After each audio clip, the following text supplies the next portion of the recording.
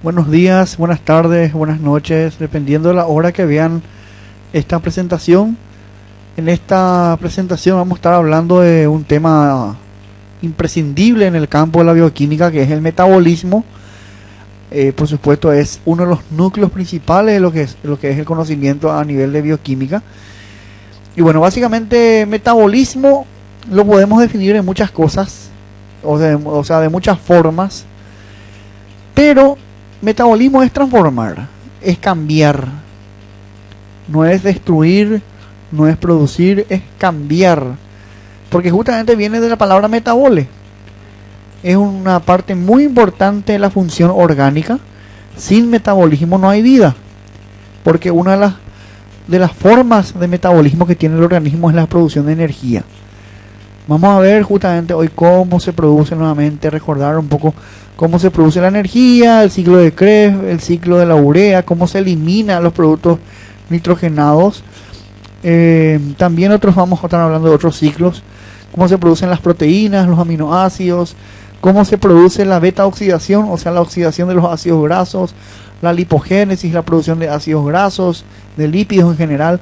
Todo eso vamos a estar hablando, pero básicamente vamos a empezar con el concepto de metabolismo. No podemos hablar de todos los ciclos si no sabemos lo que es metabolismo.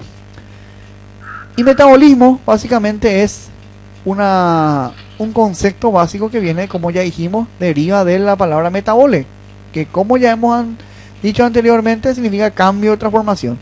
Hay dos tipos de metabolismo: el metabolismo por exceso y el metabolismo por defecto. El metabolismo llamado catabolismo es degradar, transformar algo grande en algo pequeño. Y la otra forma de metabolismo es el anabolismo. De ahí viene la palabra de los anabólicos, ¿verdad? Las hormonas que producen síntesis muscular, por ejemplo, ¿verdad? De fibras musculares que se utilizan mucho en los gimnasios, por ahí, ¿verdad? Entonces, hay dos tipos de metabolismo: anabolismo y catabolismo. Básicamente, ¿para qué es importante el metabolismo? El metabolismo actúa de diferentes formas y en diferentes lugares, en diferentes tejidos. Pero básicamente su función principal es transformar todos los macro y micronutrientes. Los macronutrientes, que son los carbohidratos, los lípidos y las proteínas, y los micronutrientes, que son las vitaminas, ya sea hidro o liposolubles, los minerales, o sea, los iones, y también, por supuesto, el agua.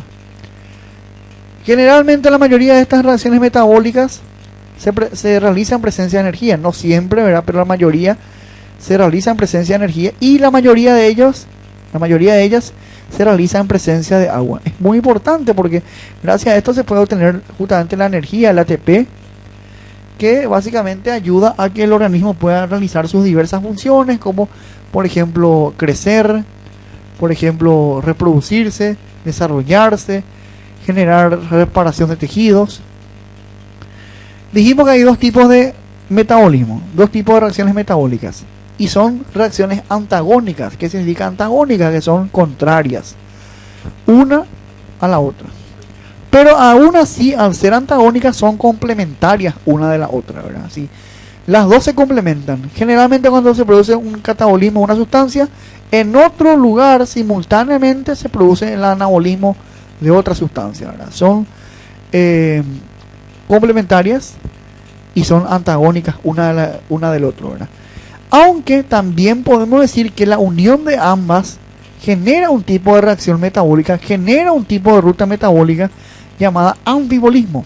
El anfibolismo, que sería la tercera forma de metabolismo, ¿verdad? El metabolismo secundario o el metabolismo mixto, llamado anfibolismo, es el metabolismo en el cual se producen ambos tipos de metabolismo. O sea que en el anfibolismo hay un poco de catabolismo y un poco de anabolismo. Es una vía mixta, un poco de cada una de ellas. Empezamos con el catabolismo. El catabolismo básicamente viene o surge de la palabra catabole. Catabole significa destruir, aunque no queremos hablar nosotros de destrucción, más bien de degradación. Porque recuerden que al hablar de destruir, nosotros estamos antagonizando nuestra ley que dice que la materia no se crea ni se destruye. O sea, evidentemente no vamos a estar entrando en contradicciones. Entonces, si bien catabole significa destruir, en términos químicos, lo correcto sería degradar. Degradar, o sea, transformar una molécula grande en una molécula pequeña. Y la glucólisis es un ejemplo de ello, en la cual la glucosa es una molécula grande. Recordemos que la glucosa tiene un peso molecular de 180, cada mol se convierte en moléculas más pequeñas. Recordemos que la respiración celular mitocondrial, en la cual se transforma el oxígeno en CO2, es acompañado de una glucólisis, transformándose la glucosa en moléculas energéticas, como por ejemplo el caso del ATP, aunque también puede haber GTP transformada. Esto es un ejemplo de catabolismo, entonces, en la cual se degradan, es lo correcto, degradación de moléculas más grandes, moléculas con un peso mayor, un peso molecular mayor, moléculas más complejas hasta moléculas más simples. Bueno, ya hablamos de eso. Ahí está justamente el ejemplo en la diapositiva. Los carbohidratos, uno de ellos es la glucosa. Se puede transformar la glucosa en presencia de agua y de oxígeno, se transforma en CO2 más agua más ATP, o energía, ¿verdad? Que puede ser en forma de ATP o en forma de GTP. Lo contrario a esto, el otro extremo sería el anabolismo. Ana es construir, anabolismo es construir. Entonces, justamente viene la palabra anabole, que significa construir. Y bueno, lo correcto más bien sería, antes que hablar de construir, sería sintetizar, producir, generar. ¿Qué es lo que se genera acá? Más bien se genera moléculas complejas a partir de moléculas simples, es decir, lo contrario a el catabolismo. Muchas hormonas hacen esto, ¿verdad? La hormona del crecimiento, por ejemplo, las hormonas androgénicas, como por ejemplo la testosterona, la de hidrotestosterona y la androstendiona, que son las hormonas masculinas, generan un crecimiento a nivel de los caracteres sexuales primarios y secundarios en el varón. Lo mismo ocurre en la producción de estrógenos en la mujer. Estos son ejemplos de hormonas anabólicas. Muchas veces esta reacción metabólica es reversible, o sea que un catabolismo puede volverse anabolismo nuevamente otra vez. Como vemos acá, la flecha es en doble sentido. Yo puedo pasar de un catabolismo, como en este caso de esta flecha, o bien de acá puedo volver a un anabolismo. O sea, esta reacción catabolismo-anabolismo puede ser en doble sentido, o sea, puede ser reversible. Bueno, acá vemos un ejemplo, ¿verdad? La glucosa, el ejemplo más completo o más sencillo, es la transformación de glucosa en ATP. O sea, evidentemente, no solamente ATP, la unión de glucosa más oxígeno en presencia de oxígeno genera una respiración celular, transformando el oxígeno en residuos como el CO2, presencia de agua y energía. Esto es catabolismo. Si nosotros queremos hacer lo contrario, transformar esto en glucosa más oxígeno, entonces lo que vamos a hacer es anabolismo. Catabolismo es de lo complejo a lo simple. Anabolismo es de lo simple a lo complejo. Bueno, entonces, una vez teniendo los conceptos claros de los tipos de metabolismo, y no olvidemos, mejor dicho, no olvidemos que hay un tercer tipo secundario de metabolismo, que es el metabolismo complementario o el metabolismo mixto, que es el anfibolismo. El anfibolismo es un mixto, ¿verdad? Es decir, una parte de catabolismo y una parte de anabolismo, ¿verdad? Una vez sabido el concepto de metabolismo, las diferencias entre catabolismo y anabolismo, es importante hablar de las rutas metabólicas. Vamos a estar hablando de algunos ejemplos de catabolismo y algunos ejemplos de anabolismo, en la cual se cumple esta regla que estuvimos hablando anteriormente. Entonces hay varias rutas metabólicas que vamos a estar desglosando una por una, varios ciclos que vamos a estar hablando cada una de ellas. ¿Qué es una ruta metabólica? Una ruta metabólica es un proceso. Son etapas que se cumplen. Por supuesto, ¿etapas de qué? Etapas de reacciones químicas. Que generalmente se desencadena por una proteína que ya hemos hablado anteriormente, llamada enzima, que actúa en presencia de un sustrato. Ya sabemos que el sustrato tiene que ser específico a la enzima, ¿verdad? O sea, es una sucesión de reacciones químicas enzimáticas en la cual se van produciendo productos, ¿verdad? Nosotros sabemos que la conjunción de enzima-sustrato genera un producto y deja libre nuevamente a la enzima para poder formar otro producto con otro sustrato específico. Ya hablamos de los tipos de metabolismo. Acá hay un tercer tipo de metabolismo que es el anfibolismo, que es un ejemplo de ambas rutas, ¿verdad? Catabólicas y anabólicas. Acá tenemos algunos ejemplos. El ejemplo más típico de las rutas catabólicas es la glucólisis, o sea, la degradación de glucosa. La glucólisis es la transformación de glucosa en piruvato y bueno, después eso va a desencadenar en que se transforme en ATP. También la beta oxidación, la transformación de los ácidos grasos, también es un ejemplo de catabolismo que vamos a estar hablando más adelante. Ejemplo de anabolismo tenemos la gluconeogénesis, la formación de glucosa. Generalmente la glucosa se forma a partir de glucógeno. Eso ocurre en el hígado y vamos a estar hablando también en su momento de eso. Y el ciclo de Calvin. El ciclo de Calvin, ¿qué es lo que es? El ciclo de Calvin es el ciclo en el cual se realizan las plantas, en la cual se va a producir fotosíntesis, ¿verdad? Dentro de los cloroplastos para formar la clorofila por medio de la acción de la luz solar. Eso es el ciclo de Calvin. Y tenemos una tercera ruta metabólica que es el anfibolismo, o sea que ya dijimos que es una ruta mixta, que es mitad catabólica, mitad anabólica. Y el ejemplo más típico de eso es el ciclo de Krebs, ¿verdad? Que muchos se preguntan para qué es lo que uno estudia el ciclo de Krebs, ¿verdad? Y bueno, yo también me preguntaba cuando era estudiante para qué es lo que estudiábamos el ciclo de Krebs. Y bueno, después nos damos cuenta que es muy importante había sido el ciclo de Krebs, porque el ciclo de Krebs es el punto central de todo lo que es el metabolismo. Casi toda la glucólisis tiene que pasar sí o sí por el ciclo de Krebs. Es como un peaje. Uno puede pasar la ruta si no pasar por el peaje, ¿verdad? Entonces, el ciclo de Krebs es el peaje que tiene que pasar la glucosa para formar ATP. Vamos a estar hablando más adelante del ciclo de Krebs. Entonces, ¿qué es lo que afecta a esto? La actividad de la enzima es afectado por el pH. Ya dijimos que el pH es uno de los factores que interviene en el metabolismo, y el otro es la temperatura. La temperatura, cuanto más alta la temperatura, mayor velocidad de reacción química, ¿verdad?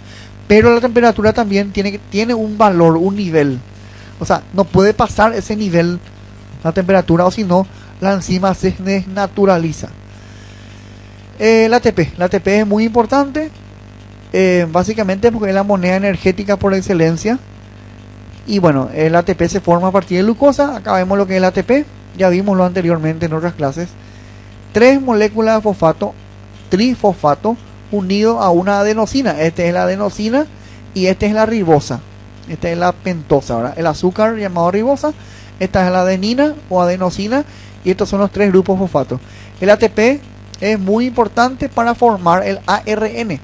Justamente estuvimos hablando hace poco de los ácidos nucleicos, ¿verdad? ADN, ARN, ¿verdad? Entonces el ATP es un monómero. Es uno de los monómeros que se utiliza para formar el ARN.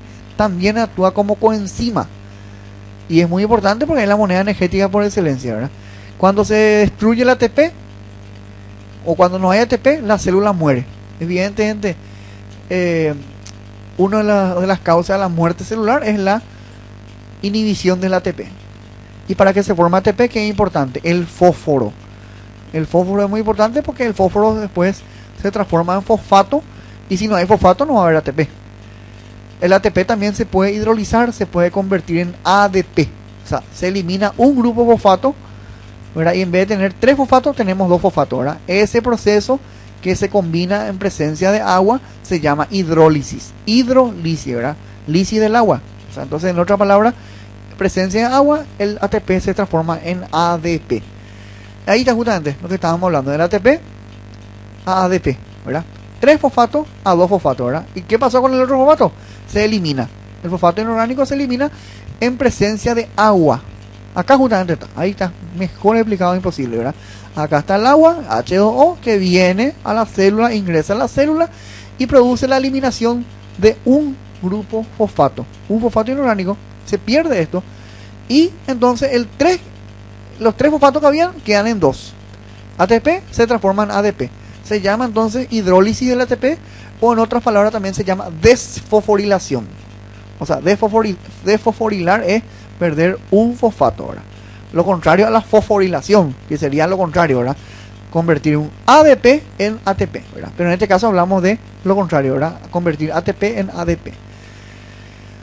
Otras moléculas muy importantes en el metabolismo son el NAD, ¿verdad? Que ya mencionamos anteriormente en otras clases, que se llama nicotinamida adenosina dinucleótido. Es una molécula importante que se va a formar, ¿dónde? Se va a formar en la glucólisis aeróbica y anaeróbica también. Y se va a formar también en el ciclo de Krebs. Vamos a ver que el ciclo de Krebs tiene 2 vueltas. Y por cada vuelta se genera 3 moléculas de NAD.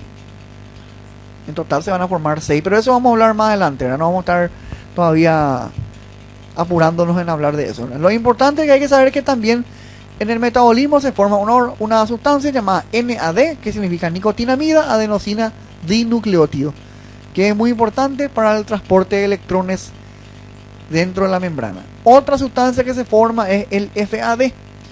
El FAD significa flavina adenosina dinucleótido. Este NAD, como el FAD, están oxidados. ¿Por qué? Porque no tiene H.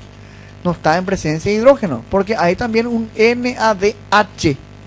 Cuando este NADH, le ponemos ahí la H ahí, significa que el NAD se redujo. Cuando está sin el oxígeno es porque está oxidado. Cuando le agregamos acá un H, significa que el NAD se redujo a NADH. Lo mismo pasa con la FADH. Acá vemos FAD nomás, sin la H. Significa que este está oxidado. Cuando se reduce esto, el FAD pasa a llamarse FADH. Y otra enzima, otra coenzima muy importante es la coenzima A. Porque la coenzima A, vamos a ver más adelante que es muy importante para que se pueda producir la beta oxidación. Y también ayuda a que se forme la acetilcoenzima A, que es la que va a iniciar junto con el ácido cítrico el ciclo de Krebs, que ya vamos a estar hablando enseguida. Catabolismo dijimos que es destruir, pero mejor que destruir es hablar de degradar.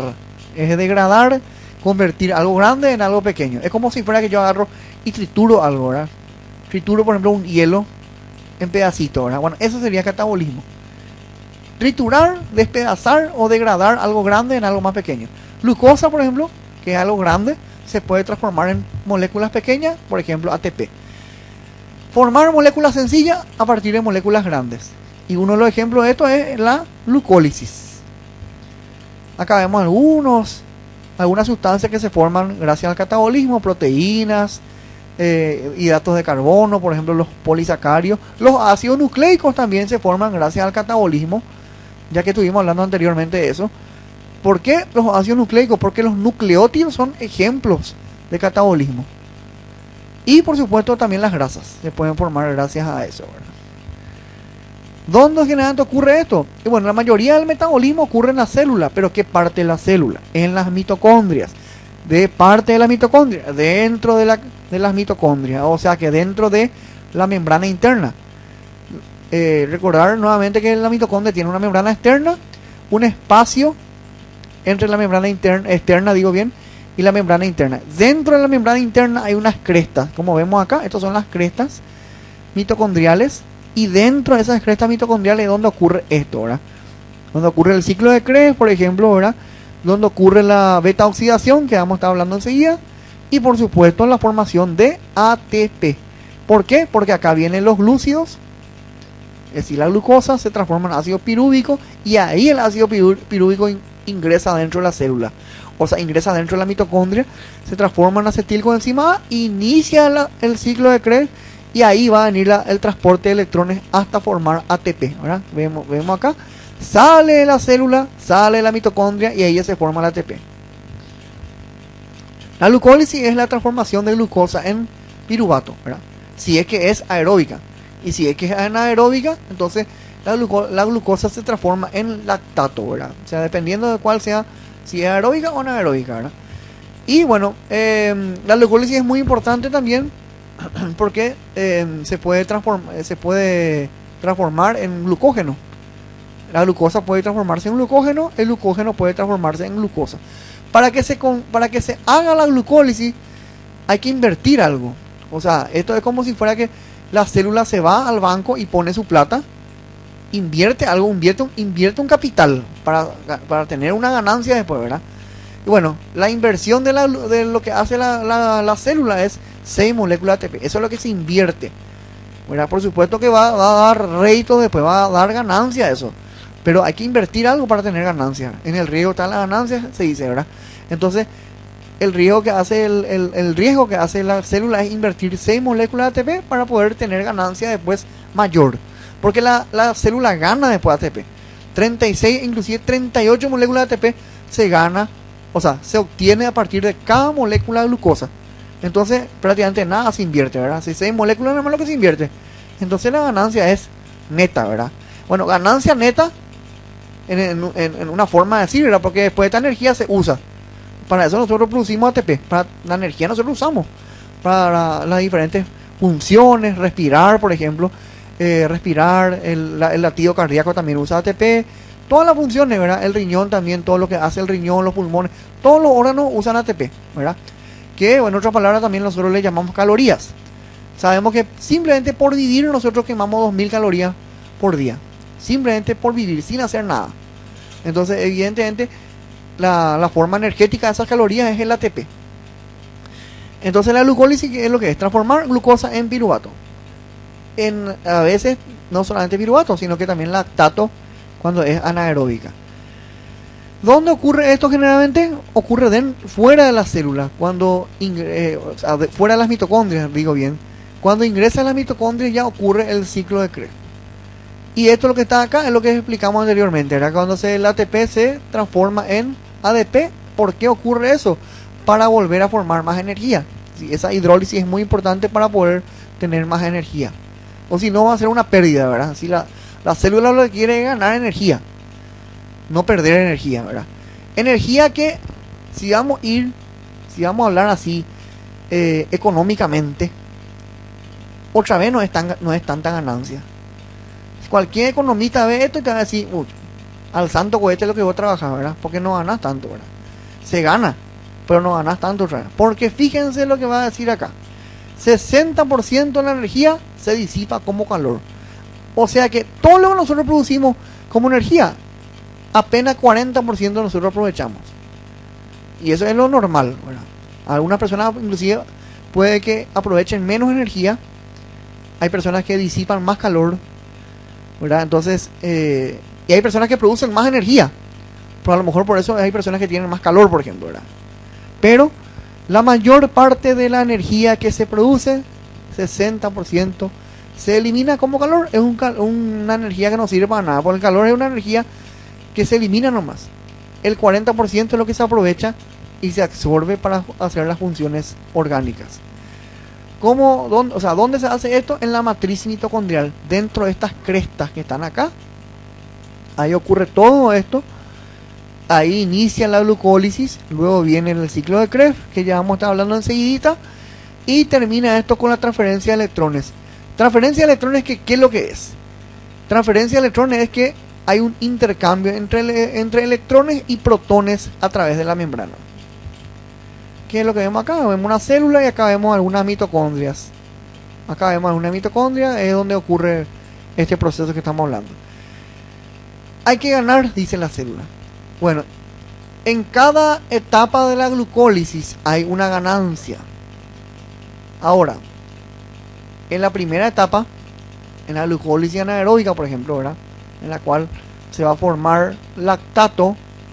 Aeróbica sería hasta piruvato nomás.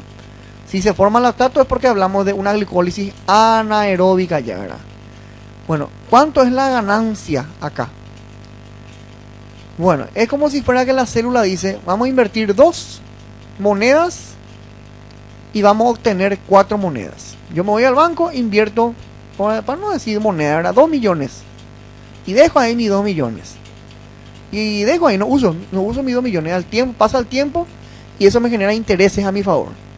Y después me voy al banco y retiro mis intereses. Y el banco me paga 4 millones. Entonces, ¿cuánto es la ganancia? 2 millones, ¿verdad? Yo invertí 2 y retiré 4. Entonces, 2 millones es lo que yo gané, ¿verdad? Bueno, pero para llevar a esto al parámetro químico, la célula lo que hace es invertir 2 ATP. 2 ATP. Acá vemos los ATP que invierte, ¿verdad? 1, 2. ¿Y cuánto ATP se obtiene? Acá vemos 1 y 2 más también. O sea que finalmente la célula lo que hace es invertir 2 y obtener 4. Entonces, ¿cuánto gana la célula en la glucólisis? 2 moléculas de ATP. Eso hay que saber.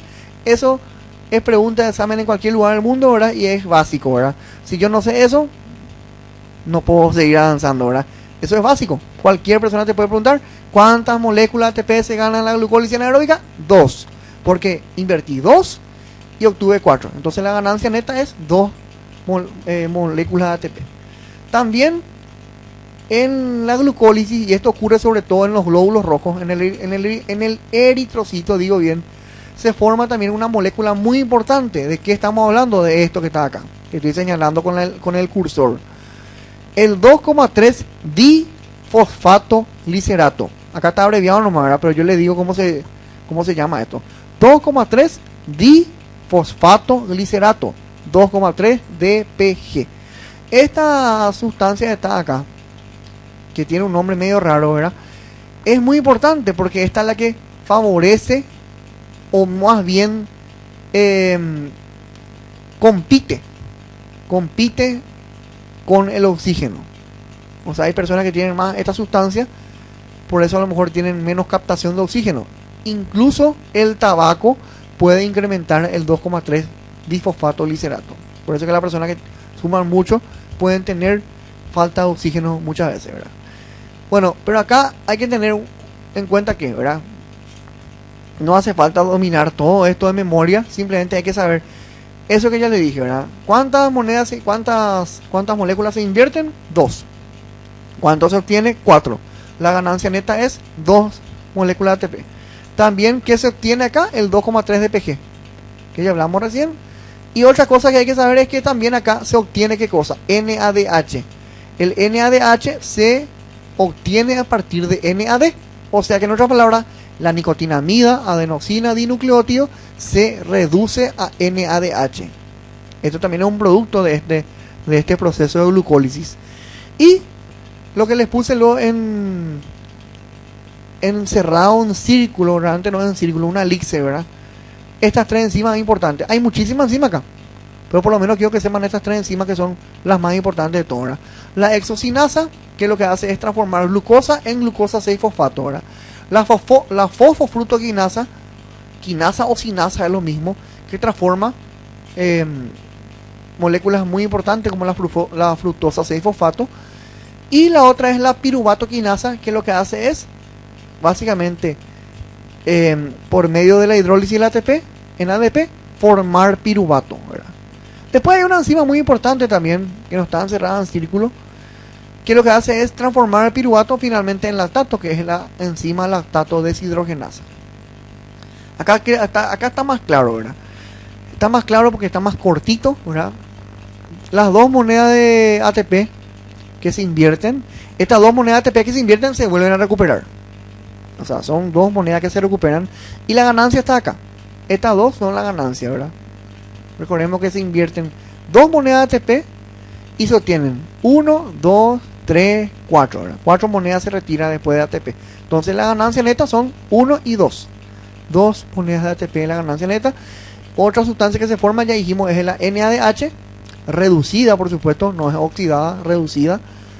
Y bueno, este es el proceso en el cual se transforma la glucosa en piruvato. La ganancia neta, como dijimos, es 2 moléculas de ATP y 2 moléculas también de NADH. Y llegamos al ciclo de Krebs, ¿verdad? El ciclo de Krebs, tan odiado por muchos, ¿verdad? El famoso ciclo de Krebs, ¿verdad? Que todo el mundo tiene que estudiar, al menos los que estudian salud. Y bueno, el problema del ciclo de Krebs es largo, ¿verdad? Pero, y que son medio raritas las palabras, pero hay que saberlo porque no puedo yo hablar de metabolismo si no sé el ciclo de Krebs. El ciclo de Krebs, ¿qué es lo que hay que saber? Primero que es un ciclo, ¿verdad? O sea, que tiene un inicio y tiene un final, pero vuelve a empezar nuevamente, ¿verdad? Es una ruta cíclica. Es como el día y la noche, ¿verdad? El día, luego va la noche, luego empieza otra el día y así. tiene 9 enzimas y hay que saber los nombres de las 9 enzimas, ¿verdad? Esto también lo voy a pedir que sepan, así que sepan que es un ciclo. ¿Cuántas vueltas tiene este ciclo de Krebs? 2 vueltas. Empieza acá con la acetilcoenzima A, termina con el oxalacetato y vuelve a empezar la segunda vuelta otra vez con la acetilcoenzima A, termina con el oxalacetato y ahí recién termina el ciclo de Krebs. No es que tiene una vuelta nomás, 2 vueltas dura el ciclo de Krebs. Segundo eso. Y tercero, hay que saber las enzimas, las 9 enzimas. Si nos fijamos, acá están las 9 enzimas. Hay que saber los nombres, ¿verdad? 1, 2, 3, 4, 5, 6, 7, 8, 9. Los nombres de las 9 enzimas. Hay muchas mnemotecnias por ahí, ¿verdad? Yo creo que cada uno es libre de hacer su mnemotecnia, la forma que cada uno quiera aprender, ¿verdad? Yo no le voy a estar exigiendo que sepan cada uno una mnemotecnia que yo me aprendí, ¿verdad? Cada uno puede, no sé, la forma que uno quiere, puede ser autodidacta y aprender como sea, pero lo importante es que tienen que saber los nombres de los 9 productos que se forman en el ciclo de Krebs. Y además de esto, hay que saber cuál es el producto resultante del ciclo de Krebs. Por cada vuelta se forman 3 moléculas de NADH y una molécula de FADH. Por cada vuelta eso es 3 de NADH, 1 de FADH. ¿Y cuántas vueltas dijimos que tenía el ciclo de Krebs? 2. Entonces tenemos que multiplicar nomás. Si yo en cada vuelta formo 3 NADH, pues en total 2 vueltas, ¿verdad? Son 6 de NADH. Y FADH yo formo 1 en cada vuelta. Entonces hay 2 vueltas. Entonces, ¿cuánto voy a formar en total? 2 FADH. Eso también hay que saberlo. En total, entonces formo 6 NADH y 2 FADH. Bueno, y ¿cuáles son los productos que forman en este orden? Esto tiene un orden, no es que empieza donde a mí se me ocurre, ¿verdad? Tiene un orden. Después de esta enzima, o sea, después de este producto, viene tal producto. Después viene tal producto, ¿verdad? Y esto siempre es en forma anterógrado. ¿Qué significa eso? Que sigue la dirección de las agujas del reloj. O sea, va de derecha a izquierda. Nunca en sentido retrógrado. Nunca hacia atrás. Siempre hacia adelante. Siempre sigue el sentido de las manecillas del reloj. ¿Dónde empieza esto? En la acetilcoenzima A. Acá este es nuestro primer producto. La acetilcoenzima A se transforma en citrato. El citrato se vuelve a transformar en isocitrato. El isocitrato en alfa-cetoglutarato. El alfa-cetoglutarato en succinilcoenzima A. La succinilcoenzima A en succinato. El succinato en fumarato. El fumarato en malato. Y el malato en oxalacetato. Y luego el oxalacetato vuelve a empezar otra vez con la acetilcoenzima A. La segunda vuelta, ¿verdad? Una vez que termina la segunda vuelta, ahí recién termina el ciclo de Krebs. Mientras no termina, ¿verdad? Por ahí una vez me habían dicho, ¿verdad? Que fumar hace mal y te oxida, ¿verdad? Es una mnemotecnia que les puede servir. Fumarato, te hace mal, malato, y te oxida, o sea, el acetato, ¿verdad? Es una forma en la cual uno se puede aprender, ¿verdad? Pero cada uno es libre de saber cómo va a aprenderse, pero lo único que hay que saber es que hay que aprenderse estos 9 productos, ¿verdad? Aprenderse los 9 productos, aprenderse dónde empieza, dónde termina el ciclo de Krebs. ¿Qué es el ciclo de Krebs, verdad? También llamado ciclo del ácido cítrico. Y también saber que en cada vuelta se forma 3 NADH, 1 FADH. En total 6 FADH, en total 6 NADH, 2 FADH. Bueno, esto ya vimos lo mismo, ¿verdad? Anteriormente ya vimos, vamos a pasar nomás esto. La temperatura es muy importante para que se pueda realizar la glucólisis, para que se pueda transformar la glucosa. ¿Por qué? Porque dijimos que toda reacción metabólica depende del pH y depende de la temperatura. Evidentemente, la temperatura tiene que estar óptima para que se pueda realizar este proceso. La respiración es lo que justamente ocurre con la glucólisis. ¿Dónde ocurre esto? En las mitocondrias. A medida que se forma energía, también se forma CO2 a partir de oxígeno, ¿verdad? El oxígeno se transforma en CO2 y eso se le llama respiración celular. Y simultáneamente ocurre la oxidación del piruvato, o también llamado ácido pirúvico, que finalmente va a dar lugar al ciclo de Krebs que estuvimos hablando recién. Y finalmente eso va a terminar con la cadena respiratoria, con la transferencia de electrones que vamos a hablar enseguida. Y por último, termina eso con la fosforilación oxidativa. O sea, fosforilar es agregarle un fosfato más al ADP, para que el ADP difosfato se transforme en ATP, en trifosfato, ¿verdad? Esto generalmente ocurre en todas las células eucariotas. Y por supuesto también ocurre en las plantas, ¿verdad? Porque las plantas también son células eucariotas. La oxidación del ácido pirúvico sencillamente es la transformación que ocurre del piruvato por medio de una enzima muy importante llamado piruvato deshidrogenasa. Pero también hay una enzima la que va a transformar después en lactato, llamado lactato deshidrogenasa. ¿Esto dónde ocurre? Ocurre en la mitocondria, en el mismo lugar donde estuvimos hablando anteriormente, en la matriz mitocondrial. Esto que está acá también es muy importante. El ácido pirúvico no es que directamente ya pasa al ciclo de Krebs. El ácido pirúvico tiene que combinarse, tiene que reaccionar con la coenzima A. ¿Por qué? Porque esa reacción de la coenzima A con el ácido pirúvico va a dar un resultado, va a dar un residuo que es el CO2. Y ese resultado también deja libre un grupo acetilo. Ese grupo acetilo es el que después se va a unir con esa misma coenzima A, con la misma coenzima A que reaccionó con el ácido pirúvico. Se va a unir para formar la acetilcoenzima A. Y ahí empieza el ciclo de Krebs. O sea, eso tiene que suceder para que empiece el ciclo de Krebs. No es que nomás directamente el ácido pirúvico por sí mismo nomás empieza el ciclo de Krebs, ¿verdad? No, tiene que ocurrir algo para empezar el ciclo de Krebs. Y ese algo es lo que estuvimos explicando recién. Acá vemos la cadena respiratoria. Esto ocurre a través de la membrana. Y también vemos acá cuál es el producto que se produce también dentro del NADH, el FADH, dentro de las mitocondrias. Si la glucólisis es anaeróbica, entonces se forma ácido láctico, o sea, lactato, que es utilizado abundantemente dentro de ¿dónde? ¿Verdad? Dentro de la célula muscular, porque la célula muscular es la que utiliza energía finalmente, ¿verdad? Y este lactato generalmente está almacenado no como lactato, está almacenado como glucógeno. Tenemos que saber que la célula muscular, el músculo, tiene una reserva de energía. Tiene una reserva de energía llamada glucógeno. ¿Por qué tiene una reserva de energía llamada glucógeno? Porque el organismo es inteligente.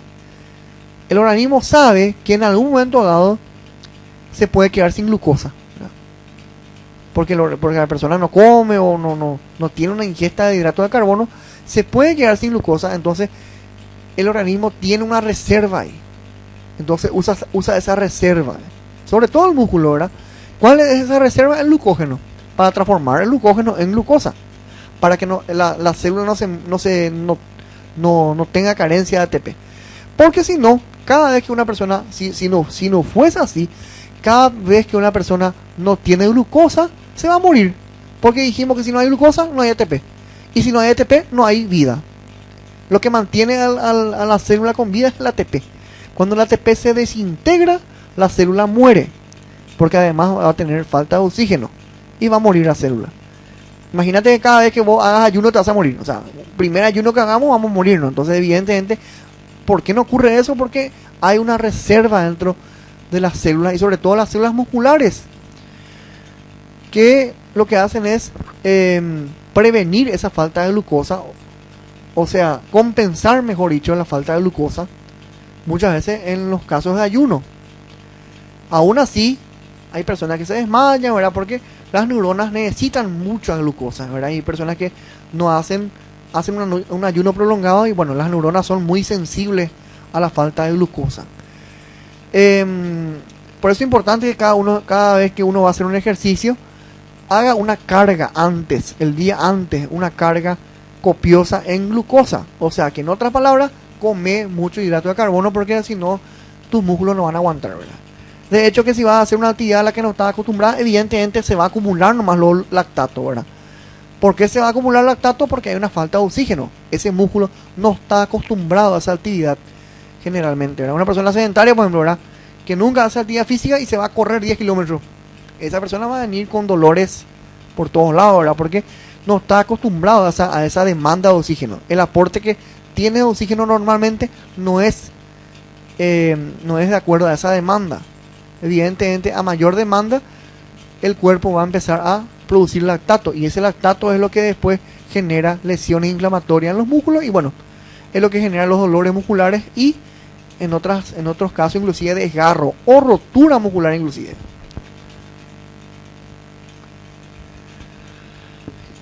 La glucólisis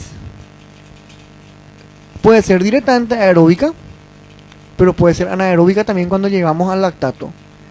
El lactato puede volver a transformarse en piruvato de las dos formas, ¿verdad? Piruvato a lactato, lactato a piruvato. Finalmente el piruvato es el que entra dentro de la membrana celular, que es lo que es MCT, transporte a través de la membrana celular. Significa esto: ingresa a la mitocondria, ingresa a la célula, se transforma en acetilcoenzima A. ¿Cómo dijimos que ocurría esto? El piruvato se une a una coenzima A y deja libre a un acetato que se va a volver a unir con esa coenzima A y va a formar la acetilcoenzima A, que va a iniciar este ciclo de 9 enzimas llamado ciclo de Krebs, y que va a dar lugar a ATP y también va a dar lugar a los residuos como agua y como CO2. También este piruvato es muy importante porque el piruvato también actúa en la aminación, o sea, en la formación de aminoácidos, como por ejemplo la alanina, que después va a dar lugar a la formación de las proteínas. El ácido láctico, a nivel de la célula, muchas veces es neutralizado, es inhibido, sobre todo por el bicarbonato. También hay el fosfato, también hace eso.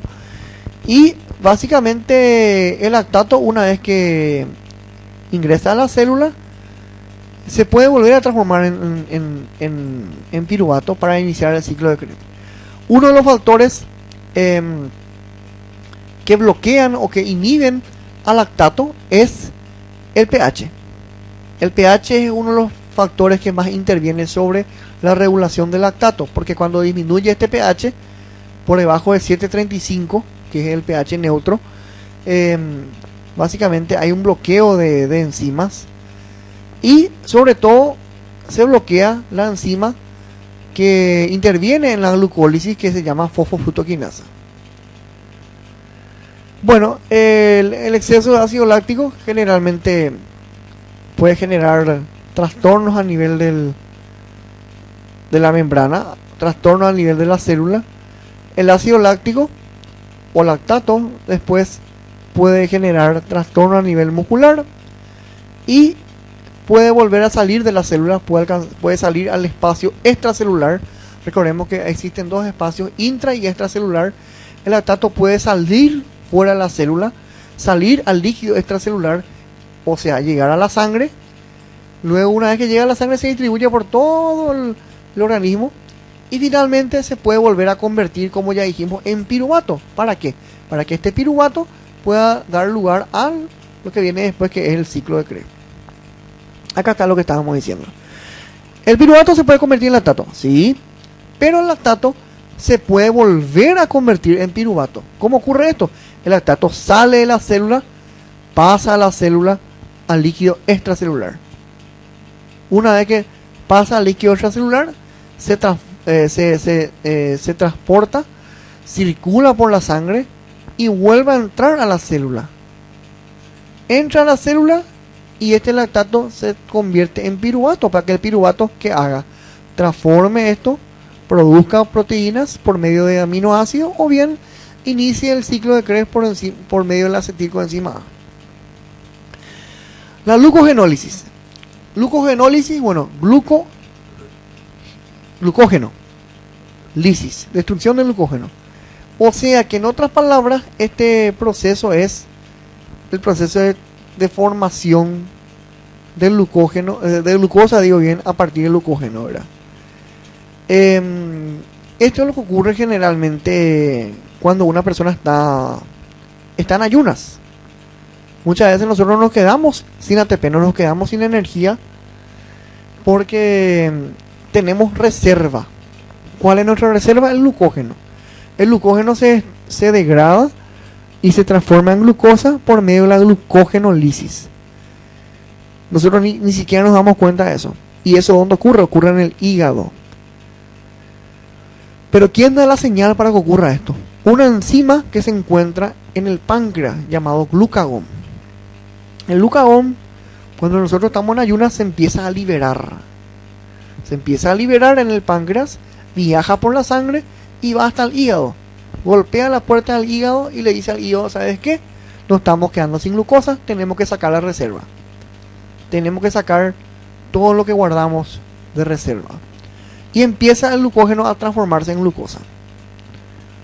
Eso ocurre en el hígado, ¿verdad? Pero el que inicia eso no es el hígado, es el páncreas, por medio de la enzima llamada glucagón. También hay otras sustancias que se liberan en otra glándula, en una glándula llamada suprarrenal, que liberan sustancias como la epinefrina y la adrenalina también, que básicamente hacen lo mismo, ¿verdad? Hay alguien que inhibe esto, y ese alguien que inhibe esto es la insulina, porque la insulina es una hormona antagonista al glucagón. Si el glucagón es el que estimula esto, la insulina es lo que inhibe esto.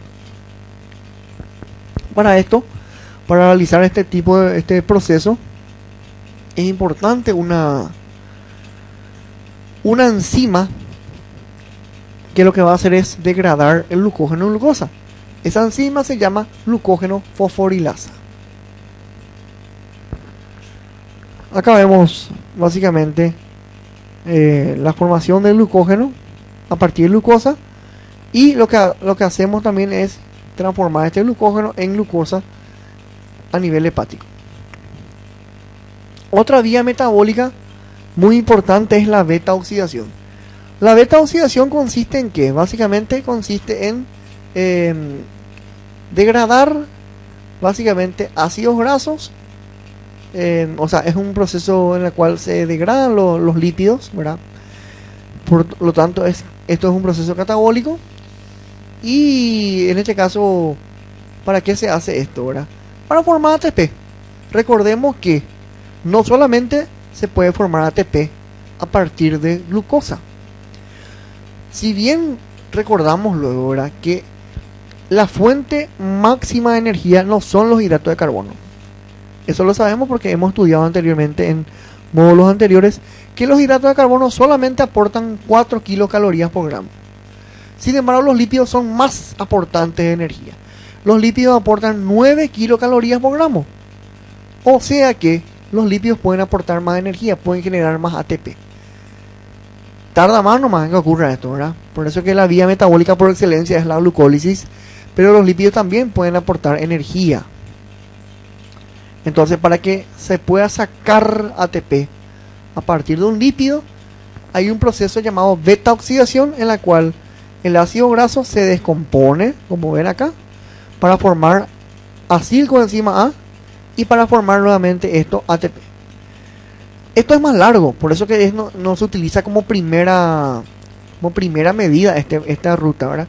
El organismo usa otra ruta llamada ruta glucolítica, ¿verdad? Pero esta ruta también es una ruta alternativa, ¿verdad?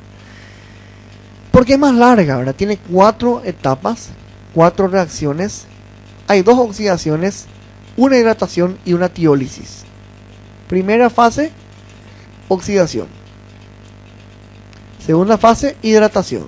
Tercera fase, oxidación. Y la cuarta fase, la tiólisis, que vamos a estar hablando enseguida de esto. Solamente que hay 2 oxidaciones porque la oxidación se da por diferentes sustancias que ustedes ya lo conocen, ¿verdad? Una de ellas es por la FAD, digo bien, la flavina, y la otra es por la nicotinamida, ¿verdad? Esta ruta también inicia y termina, o sea, forma un ciclo, y el resultado de esto, ¿qué es? Formar acilcoenzima A. Ese es el resultado, o sea, hasta ahí termina. Después esa acilcoenzima A, por supuesto, va a llegar a formar ATP, pero eso ya será después. El inicio de esto es degradar lípidos, degradar ácidos grasos. El final de esto es formar acilcoenzima A. Hasta ahí es la beta oxidación. ¿Qué vemos acá? Acá vemos básicamente las 4 etapas. La oxidación por la FAD primero, porque la segunda oxidación va a ser por la NAD, que se va a transformar en NADH, se va a reducir esto. Y acá también. Primera oxidación por FAD. Segunda etapa, hidratación. Evidentemente entra en acción el agua, en este caso. Tercera etapa, nuevamente otra oxidación por medio del NAD. Y la cuarta etapa es la tiólisis. Tiólisis, que significa que entra en acción una coenzima llamada sulfuro hidrógeno coenzima A. Acá vemos nosotros el HS coenzima A. Y también este proceso está mediado por una enzima llamada tiolasa. Esto es la tiólisis, la transformación de esta sustancia, de esta coenzima, en acetilcoenzima A por medio de la acción de una enzima llamada tiolasa. Entonces lo que hay que saber acá es las 4 etapas, y sobre todo saber que en estas 4 etapas hay 2 oxidaciones, una hidratación y una tiólisis. La primera oxidación está dada por la FAD y la segunda oxidación está dada por el NAD. Acá vemos bien cada una de las etapas. La primera deshidrogenación, o también llamada oxigenación inicial, está dada por una enzima llamada acilcoenzima A deshidrogenasa. Pero acá lo más importante es que hay que saber que la que interviene acá es la FAD. Luego viene la hidratación, presencia de agua, por supuesto, ahora. Y acá se forma una sustancia llamada beta hidroxiacilcoenzima A. Nada más que eso. Luego viene otra deshidrogenación que es igual a la anterior, solamente que acá actúa, evidentemente es otra enzima la que actúa, pero la que interviene en este caso es la NAD, no la FAD. Y finalmente viene la cuarta etapa, la etapa de eliminación, de corte, de escisión, o también llamada tiólisis, la cual ya dijimos que está catalizada por una enzima llamada tiolasa, y con esto termina la beta oxidación formando acetilcoenzima A. Lo mismo, acá tenemos un resumen de lo que ya dijimos anteriormente. Otra ruta muy importante es la cetogénesis. Ceto viene de cuerpo cetónico y génesis es producción. O sea, en otras palabras, es la ruta metabólica en la cual se producen los cuerpos cetónicos. ¿Dónde ocurre esto? A nivel hepático. En el hígado ocurre esto. Y básicamente, para formar esto también es muy importante el proceso que recién estuvimos hablando. O sea, la beta oxidación. ¿Por qué se da esto? Generalmente la cetogénesis se produce cuando hay una deficiente ingesta de hidratos de carbono. Por ahí habrán hablado alguna vez de la dieta keto, ¿verdad? Que está muy de moda hoy día. Bueno, la dieta keto, digo bien, justamente consiste en nula provisión de hidratos de carbono para generar cuerpos cetónicos. Bueno, esto es lo que se busca. Los que hacen ese tipo de dieta es lo que buscan hacer este proceso metabólico, digo bien, formando cuerpos cetónicos a expensas de los hidratos de carbono. Generalmente los cuerpos cetónicos se forman cuando hay una deficiente ingesta de hidrato de carbono o cuando esa ingesta de hidrato de carbono es mal absorbido, es mal utilizado. Esos cuerpos cetónicos, una vez que se forman en el hígado, van a los tejidos, van a las células. ¿Y para qué sirve eso? Para transformar en acetilcoenzima A. O sea que este tipo de proceso también puede ayudar a generar el ciclo de Krebs. Porque finalmente, ¿para qué sirve esto? Para formar energía. El anabolismo. Lo que estuvimos hablando anteriormente son rutas catabólicas. El anabolismo sencillamente es la parte en la cual se forma la génesis, se construye cualquier reacción metabólica. Y básicamente para eso siempre para hacer el catabolismo siempre es importante aportar energía, invertir energía. Muchas sustancias son ejemplos de anabolismo. Por ejemplo, las proteínas se forman por un proceso anabólico en la cual dos o más monómeros de aminoácidos se combinan entre sí y forman un polisacárido, no es un polisacárido, un polímero llamado proteínas. También los ácidos nucleicos son ejemplo de eso. Y vamos a estar hablando un poco de cada uno de estos temas. Uno de los ejemplos es la síntesis de aminoácidos, ¿verdad? Nosotros tenemos 20 aminoácidos en total en el cuerpo, de las cuales 11 corresponden a aminoácidos no esenciales. Conste que hay aminoácidos que están en el medio, ¿verdad? Que son mitad esenciales, mitad no esenciales. Pero si queremos hablar, hacer tipo un redondeo, hablando rápido y claro, de los 20 aminoácidos podemos decir que 9 son los que son netamente esenciales. Los otros podrían ser considerados no esenciales. Aunque entre esos no esenciales hay 3 que son considerados medio esenciales, en el medio, ¿verdad? Que pueden ser la cisteína, la tirosina y la arginina, que se pueden comportar de las dos formas, pero generalmente en la literatura se les menciona como no esenciales.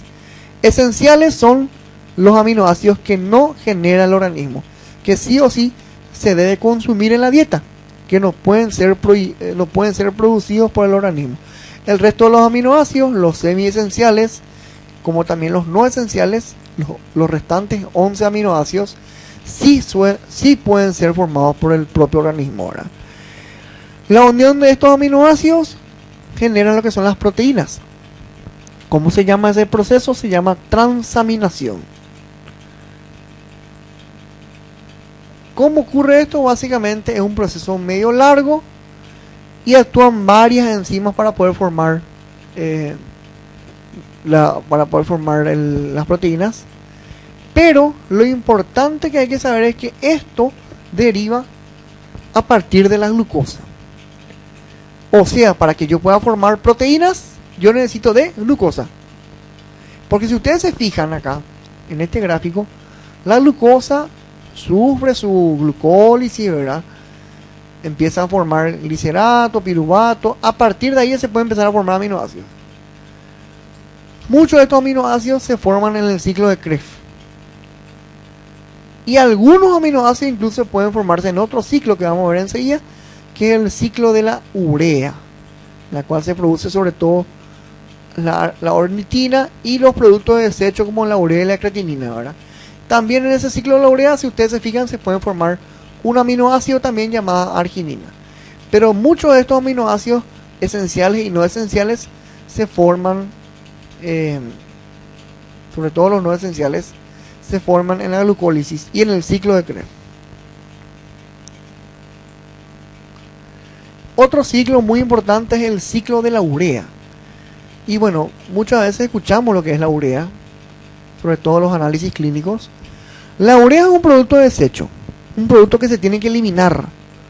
Es una basura que tiene el organismo, que se debe eliminar y que nos indica cómo funciona el riñón. Aunque tenemos que saber que aparte de la urea hay otro factor predictor de la función renal, que es la creatinina. Entonces, la urea y la creatinina son productos de desecho catabólicos, productos de desecho de las proteínas, que se deben eliminar por los riñones, por la orina. Entonces, para que se pueda eliminar esto, hay que generar un ciclo llamado ciclo de la urea. La finalidad de este ciclo de la urea, ¿qué es? Formar urea, evidentemente, ¿verdad? Como su nombre lo indica, y eliminar los productos de desecho, los productos nitrogenados del cuerpo.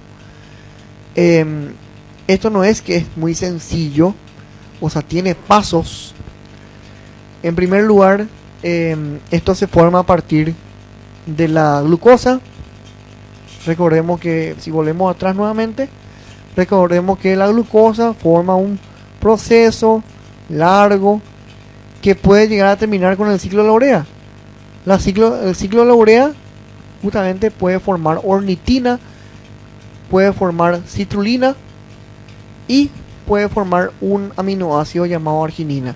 O sea, uno de los aminoácidos de todo lo que hay procede directamente de este ciclo de la urea. También, para que se forme este ciclo de la urea es muy importante la acción del nitrógeno. El nitrógeno se combina con el hidrógeno y forman amonio. También pueden formar amoníaco, NH3. Pero en este caso, el nitrógeno se combina al hidrógeno, forma amonio.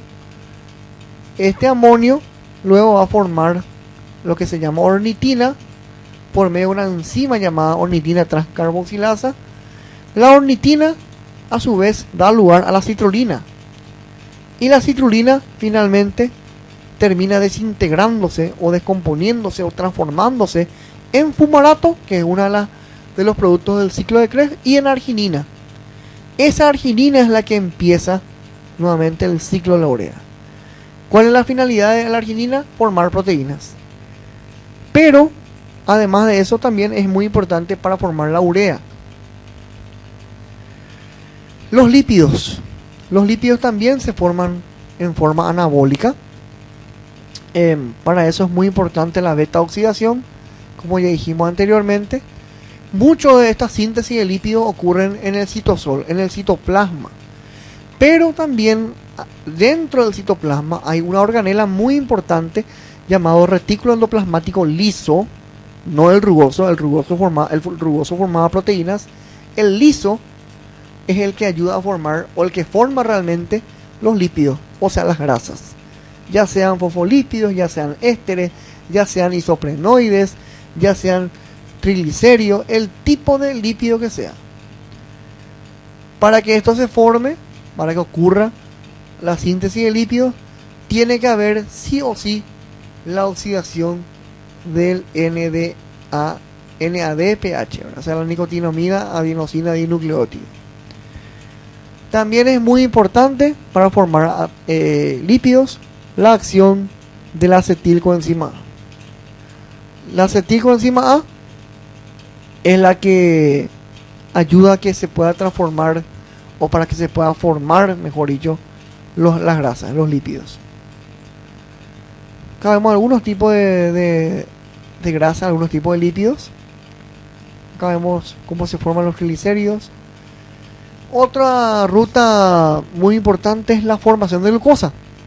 Hasta ahora hablamos de la glucólisis, pero nos falta hablar de lo contrario, de la gluconeogénesis, o sea, la formación de glucosa a partir del glucógeno.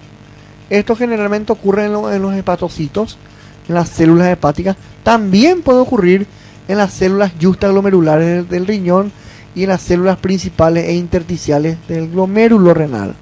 Pero la mayoría de la formación de glucosa a partir del glucógeno, la mayoría de la gluconeogénesis ocurre en las células hepáticas. Esta gluconeogénesis también no solamente es importante por formar glucosa nada más, o por formar ATP después, sino que también va a ayudar a formar proteínas gracias a la formación de aminoácidos. Hay varias enzimas muy importantes que hay que saber, que ayudan a formar la glucosa, sobre todo esto ocurre cuando hay ayuno, cuando no hay presencia de glucosa. Hay que obtener de algún lado la glucosa, entonces se obtiene a partir del glucógeno. Una de las enzimas muy importantes es la fosfonolpiruvato carboxiquinasa. Tenemos la fructosa 1,6 isofosfatasa y la glucosa 6 fosfatasa. Son las tres enzimas que favorecen a la formación de glucosa. La glucosa generalmente se produce a partir del glucógeno y, por supuesto, bueno, se puede obtener también a partir de la ingesta, o sea, a partir de la dieta. La glucosa, una vez producida, puede desintegrarse nuevamente en forma reversible y formar piruvato. El piruvato es el que va a iniciar, básicamente, se va a transformar en acetilcoenzima A y va a empezar nuevamente el ciclo de Krebs, que ya hemos hablado anteriormente. Que nuevamente aparece aquí en la presentación. Simplemente vamos a mencionar algunas cosas más, porque ya hablamos de esto anteriormente. El ciclo de Krebs es un doble ciclo. O sea, ¿por qué es doble ciclo? Por dos razones. En primer lugar, porque actúa para dos cosas, para dos finalidades actúa esto. En primer lugar, ¿cuál es la primera finalidad del ciclo de Krebs? Es formar ATP. Y en forma secundaria, en menor medida, GTP. Pero sobre todo ATP, energía. Esa es la primera finalidad. La segunda finalidad del ciclo de Krebs es la respiración celular.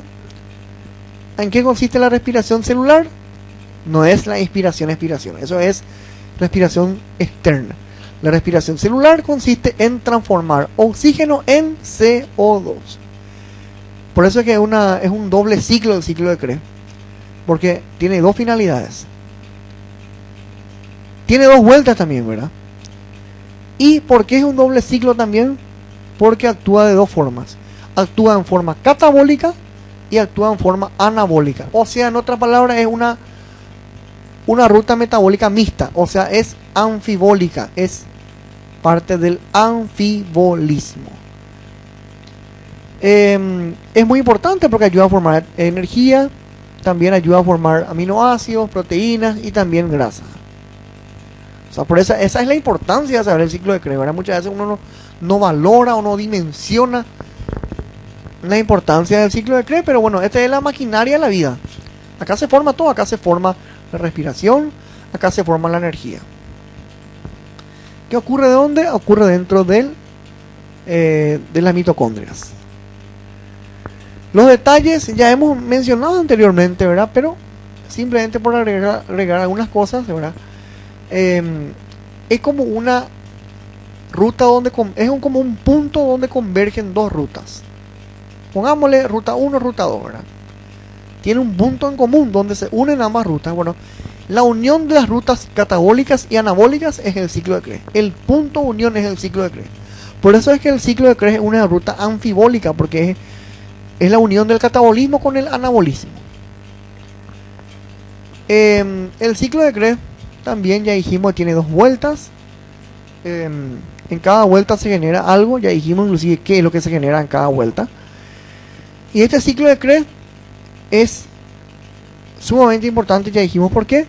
Generalmente siempre al ciclo de Krebs le sucede después lo que se llama la fosforilación oxidativa. O sea que la transformación de ADP en ATP. Y por último vamos a estar hablando del transporte de electrones. Vamos a estar hablando de cómo ocurre esta fosforilación oxidativa que acabamos de mencionar y cómo ocurre el intercambio de electrones y protones a través de la membrana. Esta es la organela importantísima que estamos hablando en esta clase. Esta es la mitocondria. Ya sabemos que tiene una cámara externa, una membrana externa, una membrana interna, y la membrana interna forma estas crestas, estos pliegues llamados crestas mitocondriales que constituyen la matriz mitocondrial. Ahí es donde ocurre todo lo que estamos hablando. Ahí es donde se forma el NADH y el FADH. En la glicólisis ocurre eso. Y acá es donde también, después de que termine el ciclo de Krebs, ocurre la fosforilación oxidativa. ¿En qué consiste la fosforilación oxidativa? En transferencia de electrones. Transferencia de electrones que permiten la producción de ATP. Se transfieren electrones para formar ¿qué? Para formar ATP. ¿A partir de qué? A partir de ADP. Un ADP más un fosfato inorgánico forman un ATP. Y eso en eso consiste la fosforilación oxidativa. Eso por supuesto ocurre después de ¿qué? Después de este ciclo llamado ciclo del ácido cítrico o ciclo de Krebs. Bueno, ya hablamos de esto, ¿verdad? Esto es la matriz, estas son las membranas, estos son los pliegues de la membrana, la invaginación de la membrana interna que forma estos pliegues que constituyen la matriz mitocondrial. Todos estos son los pliegues. Y es ahí donde ocurre la respiración celular y la formación catabólica y anabólica del ATP. Bueno, para que ocurra la fosforilación oxidativa hay dos etapas. En primer lugar hay un intercambio de electrones. Realmente los libros hablan de cadena de transporte de electrones como están viendo ahí, pero lo correcto sería un intercambio de electrones con protones, porque los electrones salen y entran y lo mismo ocurre con los protones a través de la membrana. Y la segunda etapa para que se pueda realizar la fosforilación oxidativa es el acoplamiento quimiosmótico, que vamos a hablar enseguida.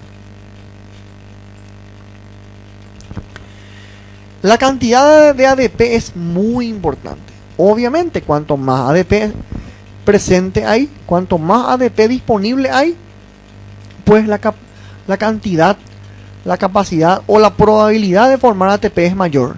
Si yo tengo 2 ADP, pues lo máximo que voy a formar es 2 ATP. Sí, evidentemente la cantidad, la concentración o el nivel de ADP es muy importante para que se pueda fosforilar más rápido o más lento en la finalidad de formar ATP. ¿Y esto dónde ocurre? Esto ocurre a través de la membrana.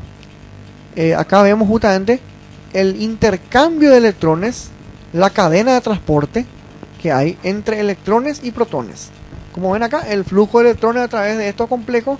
¿Cuáles son los complejos? Estas proteínas que ustedes ven acá. Estas proteínas, que son proteínas enzimáticas, hay un bombeo de electrones como también de protones. Ese intercambio de electrones y de protones, a eso le llamamos cadena de transporte.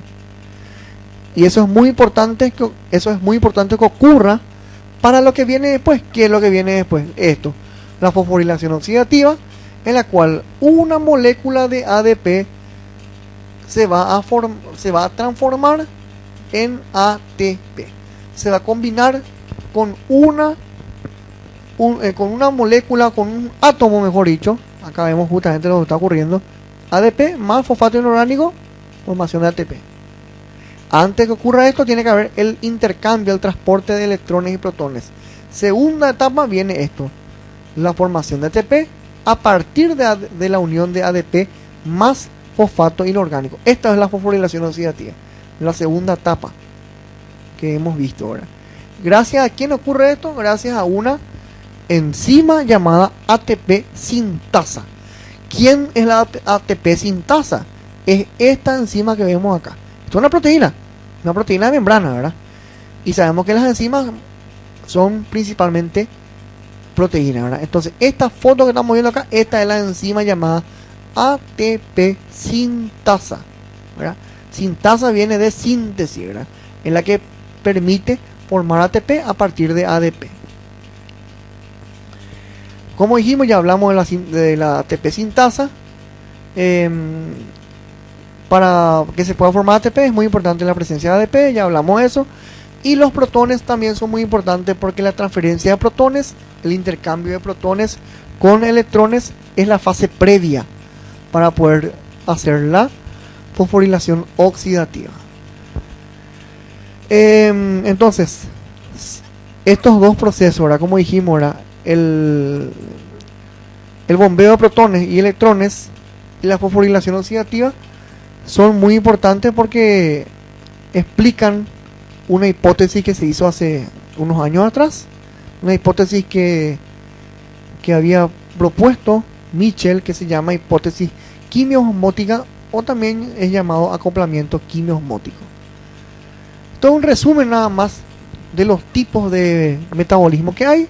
Hay dos principales, ¿verdad? Catabolismo y anabolismo. Y el secundario, que vendría a ser el metabolismo mixto, que es los dos, ¿verdad? Que es un poco de catabolismo, un poco de anabolismo, ¿verdad? Generalmente nuestra organela principal donde ocurre esto es la mitocondria. Y para ir terminando, algunas conclusiones muy importantes, ¿verdad? Ambas rutas metabólicas, ambas vías metabólicas, ya sean las catabólicas o las anabólicas, si bien son antagonistas, son muy importantes y son complementarias. No puede haber catabolismo sin anabolismo, no puede haber anabolismo sin catabolismo. Se complementan uno con el otro, incluso pueden estar juntas.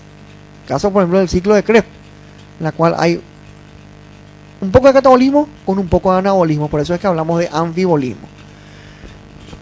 Estas rutas metabólicas tienen como protagonista principal el ATP, y existen dentro de ellas vías que hemos visto ya anteriormente muy importantes, como la glucólisis, la gluconeogénesis, el ciclo de la urea, que hemos visto recientemente, y también el ciclo de Krebs, en la cual es el núcleo principal es el punto de unión, como hemos dicho, entre el catabolismo y el anabolismo, ¿verdad?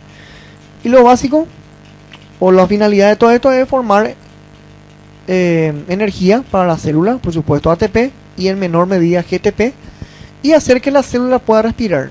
¿Cómo lo va a hacer eso? Formando CO2 a partir de oxígeno.